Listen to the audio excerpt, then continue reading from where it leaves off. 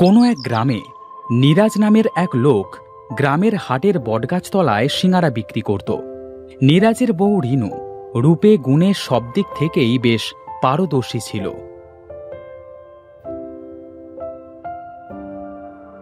কই গো গিন্নি, সিঙারা ভাজা হলো নাকি?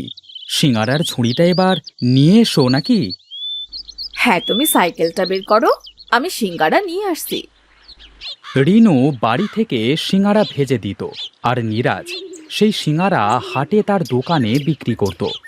নীরাজের সিঙারার বেশ নাম ডাক ছিল।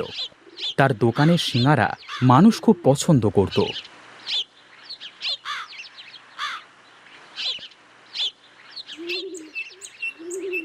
সিঙারা সিঙারা, গরম গরম সিঙারা, মুচমুচে সিঙারা, কেবলমাত্র ভাজা গরম গরম সিঙারা।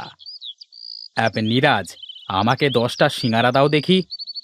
হ্যাঁ নীরাজ, আমাকেও 10টা দাও।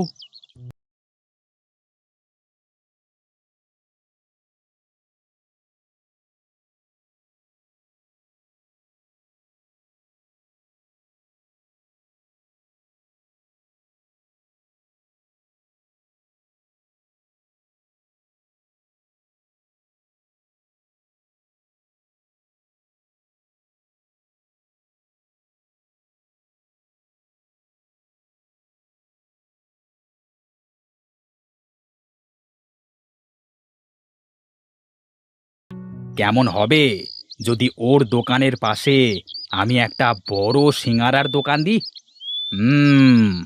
বড় দোকানের সিঙারা বেশ চলবে।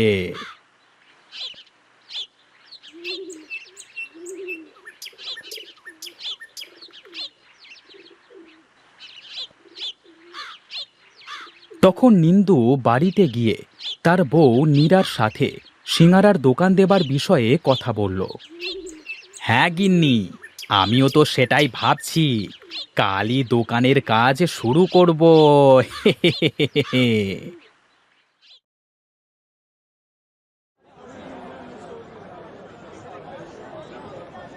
এরপর নিন্দু নীরাজের দোকানের পাশে একটা বড় করে সিঙারার দোকান দিল। দোকানটা দেখতে অনেক উন্নত হওয়ায় অনেক খরিদ্দার নিন্দুর দোকানে চলে যেতে লাগলো।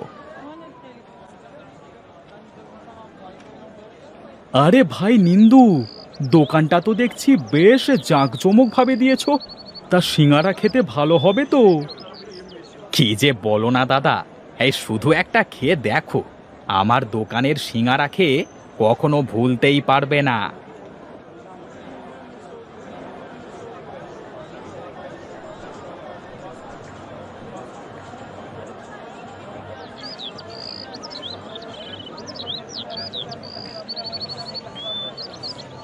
আহা ভাই, সত্যিই তো তোমার সিঙারায় বেশ স্বাদ আছে।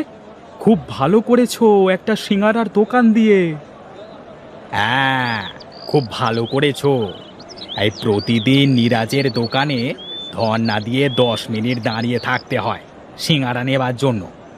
এখানে আর একটা দোকানের দরকার ছিল। আমার এখানে দাঁড়াতে হবে না দাদা, ওই দেখো 2জন কর্মচারী রেখেছি, আসবে আর নিয়ে যাবে। আর হ্যাঁ, নিয়মিত খরিদ্দারদের 2-1টা ফ্রিতেও দেয়া হবে। এদিকে নীরাজের দোকানের খরিদ্দার একেবারে কম হয়ে গেল। সারা দিন সিঙারা নিয়ে বসে থাকবার পরে 2-1জন খরিদ্দার হয়।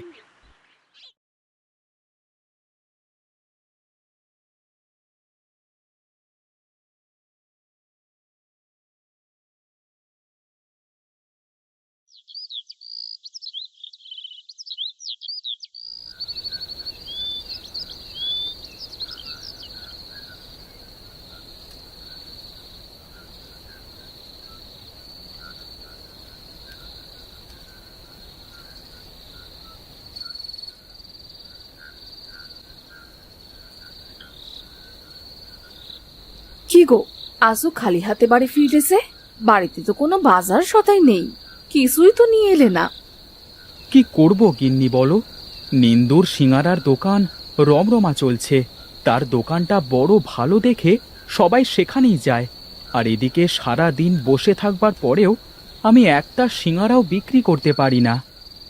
চিন্তা করো না গো, দেখবে সব ঠিক হয়ে যাবে। তুমি নিশ্চিন্তে খাবার খেয়ে শুয়ে পড়ো। কি করব কিছুই তো ভেবে পাচ্ছি না গো বউ। এভাবে চলতে থাকলে দোকান আর বেশি দিন চালাতে পারবো না।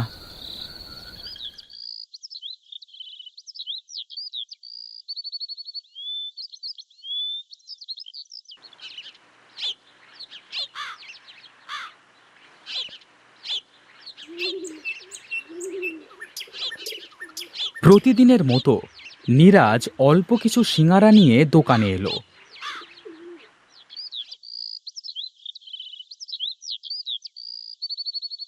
হায় সৃষ্টিকর্তা, ঘরে কোনো খাবার নেই। কেন জানি না তুমি আমার দোকানটা অচল করে দিচ্ছ। তবে তুমি যেটায় খুশি আমিও সেটাতেই খুশি। এমন সময় এক বুড়ি এলো নীরাজের দোকানে।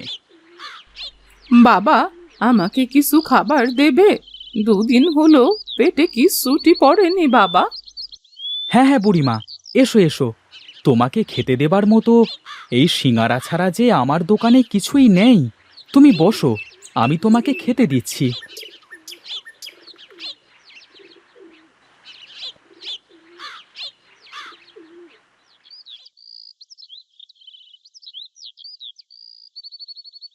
তা তোমার বাড়ি কোথায় গো বুড়িমা? তোমাকে তো আগে কখনো দেখিনি। আমার যে বাড়ি ঘর নেই বাবা, যেখানেই যাই সেখানেই কিছু সময় কাটাই।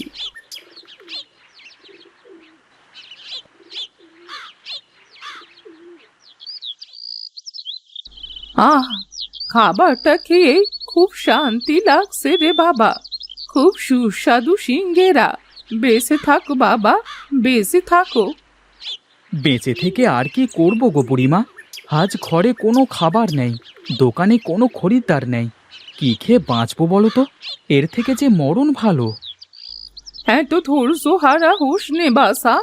দুঃখের পরেই তো মানুষের সুখ আসে। মাঝে মাঝে দুঃখের মাঝে থেকেই তো সুখের চিন্তা করতে হয়। সুখেই তো ছিলাম বুড়িমা। আমার দোকানে কত বেচা কেনা হতো। ওই যে দোকানটা দেখছো, আমার প্রতিবেশী আমার উপরে হিংসে করে ওই দোকানটা দিল। এখন আমার দোকানে কেনা বেচা হয় না, সব খরিদ্দার তার দোকানে যায়। আবার হবে, আবার হবে রে বাবা। তোর সব হবে, চিন্তা করিস না। শোন বাবা শোন, তোর বাড়ি যা, ঘরের মাঝখানে 3 হাত মাটি খুঁজে দেখবি, সেখানে গম আছে। তোর একদিনে সিঙ্গেরে বানাতে যতটুকু গম লাগবে ততটুকুই নিয়ে নিবি। দেখবি তোর সমস্যার সমাধান হয়ে যাবে। সত্যি বলছো বুড়িমা? হ্যাঁ বাবা সত্যি। তবে সাবধান, গমগুলো পাহারা দিচ্ছে এক ধরনের বিষাক্ত পোকা। গমগুলো নেবার সময় সাবধানে নিস। মনে রাখিস, একটা পোকা কামড়ালে নির্ঘাত মৃত্যু।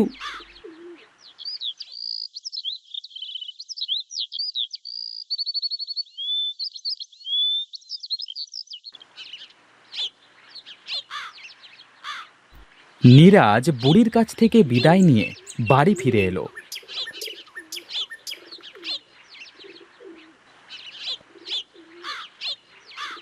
বাড়ি ফিরে এসে সে তার বউকে সব খুলে বলল। সত্যি বলছো? চলো তো গিয়ে দেখি সত্যি আমরা গম পাই কিনা।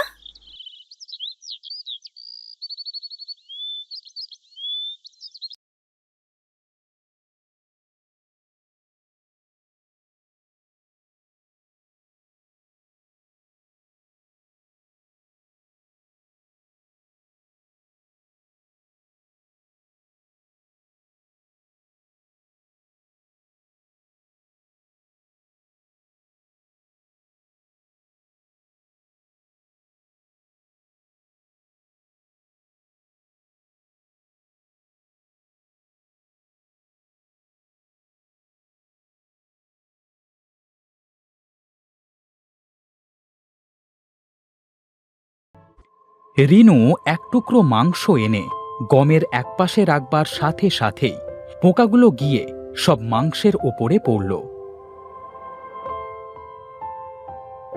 এদিকে তারা দুজন একদিনের সিঙারা বানানোর মতো গম নিয়ে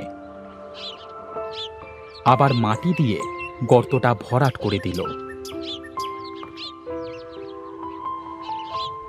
ওগো, এবার গমগুলো পিষে আটা বানাতে হবে। চলো ওগুলো আমরা ঢেকিতে পারিয়ে আনি।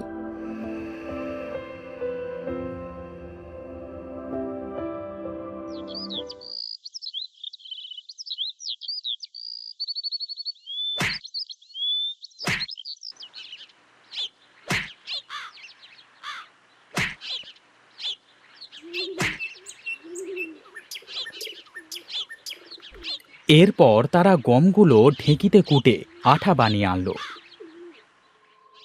রিনু সিঙারা বানিয়ে যখন ভাজতে লাগলো তখন সবগুলো সিঙারা সোনালী রঙের হয়ে গেল। ওমা, বানাচ্ছে সিঙ্গেরা, কিন্তু এই সিঙ্গেরাগুলোর রং এমন কেন দেখাচ্ছে গো? ওগো, বাইরে আসো গো, আমার কথা শুনতে পাচ্ছ না? এইদিকে এসো, দেখে যাও। হ্যাঁ গিন্নি, বলো, আসছি তো।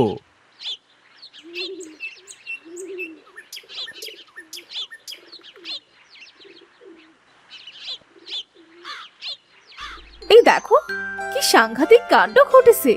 সিঙ্গেরা তো সব সোনালি হয়ে গেছে। সোনালী নয় গো গিন্নি, সোনার সিঙারা। এগুলো সব সোনার সিঙারা। বুড়িমা গো, তুমি যে খুব মহান। সৃষ্টিকর্তা তোমাকে উসিলা করে আমার দুয়ারে পাঠিয়েছিল। ওগো, এবার আমাদের দুঃখের দিন ঘুষলো বলে এত সোনা বিক্রি করলে আমাদের সংসারের সকল অভাব মিটে যাবে বলো? হ্যাঁ গিন্নি, হ্যাঁ। এই সিঙারা বিক্রি করে যখন অনেক টাকা পাবো, হাটে বড় করে একটা সিঙারার দোকান দেব। তবে টাকার জন্য নয় গো গিন্নি, তাহলে? গরিব দুঃখী অসহায়দের জন্য, যারা খেতে পারে না, খুব গরিব, তাদের জন্য ওই সিঙারার দোকানটা দেব, বুঝলে গিন্নি? খুব ভালো চিন্তা করেছো গো। তোমার এই সৎ চিন্তাধারার জন্যেই সৃষ্টিকর্তা আজ আমাদের সহায় হয়েছেন।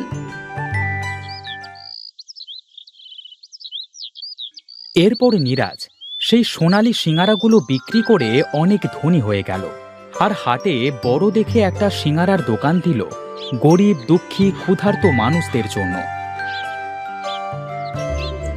আশেপাশের মানুষও খুব খুশি হলো নীরাজের ওপরে। যারা ওই দোকানে সিঙারা খেতে আসতো, তারা সবাই নীরাজকে মন ভরে দোয়া করে যেত।